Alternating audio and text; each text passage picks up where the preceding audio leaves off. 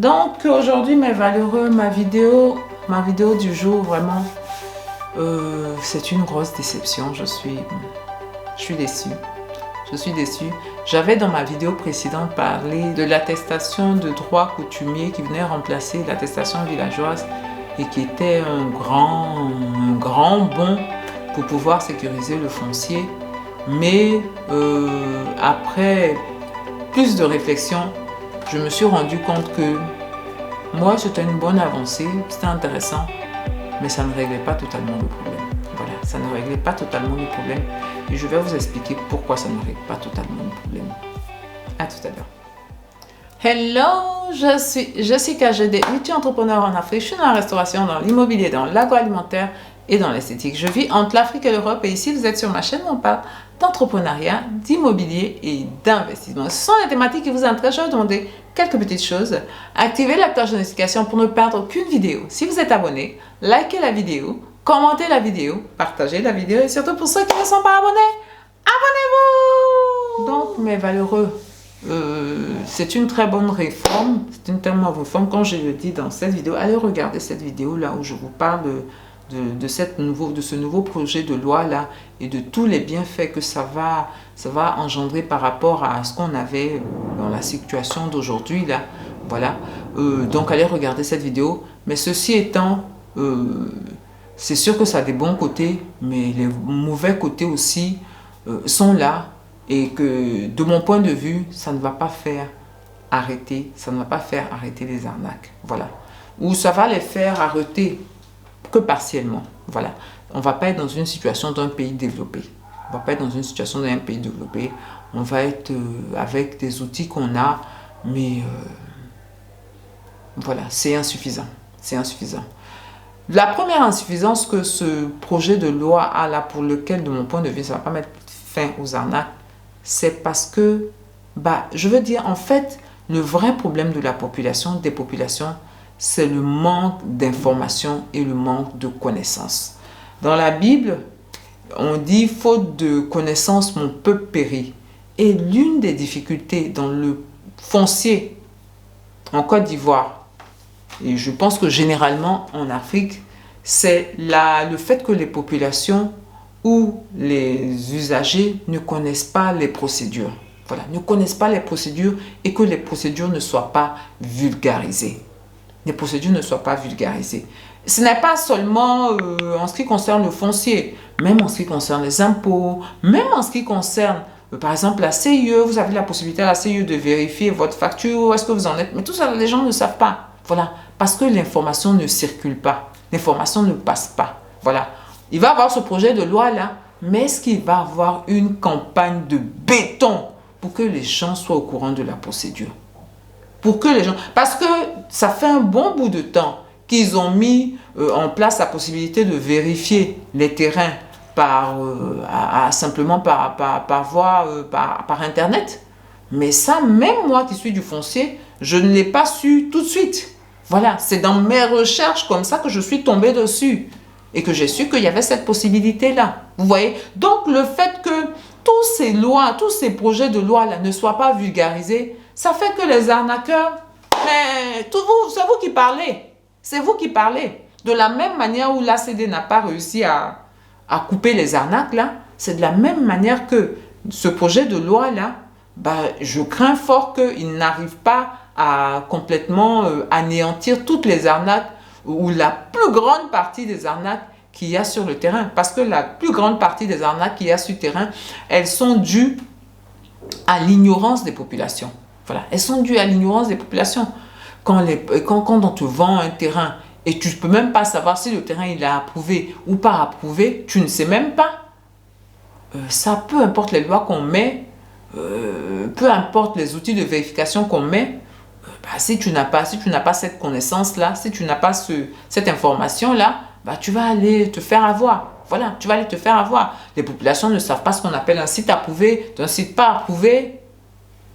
Voilà. Si déjà même, c'est-à-dire que tu achètes le terrain, tu ne sais même pas que les sites approuvés sont plus sécurisés que les sites non approuvés et qu'il ne faut pas aller vers les sites non approuvés, tout ça. Beaucoup de personnes que je prends en coaching, en accompagnement, je vous dis, on est calé sur ça parce que les gens ont acheté des terrains puisqu'ils ne connaissent pas la procédure, mais ce n'est pas des personnes, des petites gens, hein, même des gens d'un certain niveau social, ils ne connaissent pas la procédure. Ils ne connaissent pas la procédure, donc ils se font avoir. Ils se font avoir. Dans les histoires ACD globales et tout ça, c'est le fait que les gens, l'information ne circule pas. Et l'information ne circule pas, ça entraîne l'arnaque. Ça entraîne l'arnaque. Voilà, ça entraîne l'arnaque, ça entraîne les arnaques. Donc, c'est la première insuffisance de ce projet de loi-là. Le fait que ce n'est pas vulgarisé. Voilà, ce n'est pas vulgarisé. Là, l'État devrait être, à mon sens, en train de faire le boucan. Le boucan comme un boucantier pour informer des caravanes avec des acteurs, des influenceurs, faire des sketchs, faire des films. Pour dire voilà ce que la nouvelle loi, voilà comment on va sécuriser le foncier. Pour que le maximum de personnes soient informées. Et que tout le monde sait que si tu veux acheter terrain, voilà ça. Faire des publicités, faire des annonces. L'État n'est pas en train de faire ça. Voilà, l'État n'est pas en train de faire ça. Peut-être que vous allez me dire que ils vont le faire après.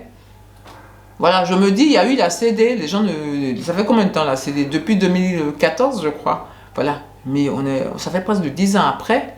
Les arnaques se sont multipliées d'une manière exponentielle parce qu'il n'y a toujours pas l'information qui a circulé. Voilà. Donc, c'est la première insuffisance de ce projet de loi-là. Bien. La deuxième insuffisance de ce projet de loi-là, ça concerne les terrains qui ont été approuvés, les sites qui ont été approuvés avant que la loi ne soit votée. Pour ces sites-là, intrinsèquement, qui sont déjà approuvés, mais dans l'approbation de ces sites-là, il y a toujours ce péché originel de savoir est-ce que la procédure pour pouvoir approuver ce site-là a été respectée, toutes les étapes ont été respectées. Est-ce que demain, il n'y a pas quelqu'un qui va sortir pour dire « Ah ben non, moi je n'étais pas au courant, moi je ne voulais pas, on ne m'a pas informé, je n'ai pas donné mon quitus pour que il y ait ce partage-là. » Et donc bloquer tous les éventuels ACT qu'il y a sur ce site-là. Voilà. Est-ce que les anciens sites-là, on va trouver une solution pour pouvoir également, parce qu'il y en a en l'état, c'est la majorité, voilà, puisque les nouveaux sites sont pas encore sortis et c'est tellement drastique pour avoir les nouveaux sites que c'est pas évident, c'est pas demain la veille que ça va sortir. Donc on va toujours travailler avec les anciens sites. Qu'est-ce que l'État fait pour sécuriser en quelque sorte les anciens sites? Qu'est-ce que l'État fait pour sécuriser les anciens sites? De la même manière où il sécurise les nouveaux sites en demandant qu'ils soient viabilisés, en demandant tout ça. Qu'est-ce que l'État met en place par rapport aux anciens sites qui concernent la majorité des sites? Voilà, ça c'est la deuxième insuffisance du projet de loi. Le projet de loi, ça concerne le futur. Mais on est actuellement dans une situation là. Là, on fait comment?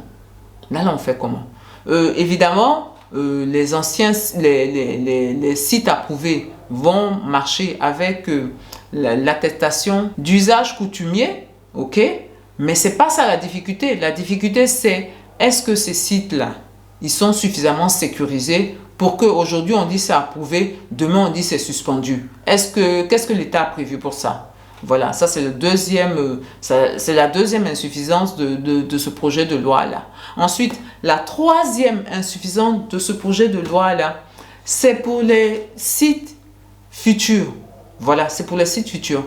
Est-ce que du fait de tout ce qu'on demande aux aménageurs, le prix des terrains va être accessible à la majorité de la population? Est-ce que le prix des terrains va être accessible à la majorité? Parce que excusez-moi, ils font pas ça, c'est pas du bénévolat, ils font. C'est pas du bénévolat, ils font. Ce qu'ils font, c'est du commerce, c'est une activité commerciale. Voilà, ils vendent. C'est pour avoir de l'argent, c'est pour avoir des bénéfices. Donc, si vous demandez à quelqu'un de mettre des milliards pour pouvoir viabiliser une parcelle, pour pouvoir avoir les approbations sur cette parcelle, il va de soi que quand la personne va revenir pour proposer des terrains, ce ne sera pas des terrains à des prix accessibles à tout le monde. Voilà, accessible à tout le monde. Avec dans l'ancien système là, dans les zones qui sont en périphérie du Grand Abidjan, sur des sites approuvés, vous avez la possibilité d'avoir des terrains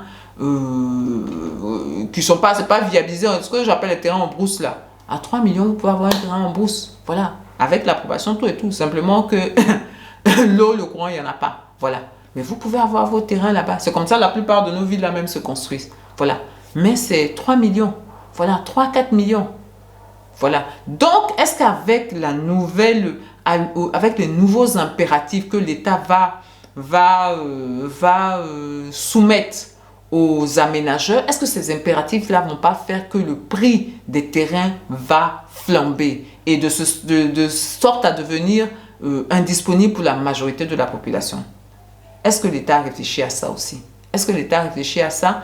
Et est-ce que l'État ne pourrait pas bloquer par zone le prix des terrains de sorte à ce qu'ils soient accessibles aux populations?